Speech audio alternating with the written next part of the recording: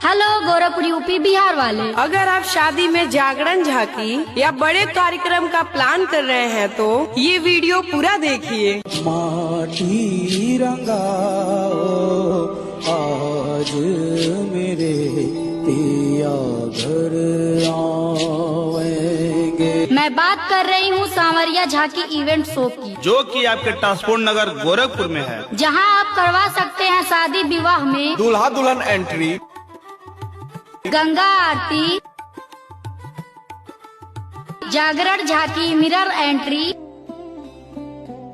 और यही नहीं, किसी भी त्योहार के उपलक्ष्य में कार्यक्रम। अगर आप अपने कार्यक्रम को यादगार बनाना चाहते हैं तो आज ही डिस्प्ले पे दिए गए नंबर पर संपर्क कर सकते हैं और हमारे नंबर पर व्हाट्सएप मैसेज करके कार्यक्रम से संबंधित डेमो वीडियो भी ले। हेलो गोरखपुर यूपी बिहार वाले। अगर आप शादी में जागरण झांकी या बड़े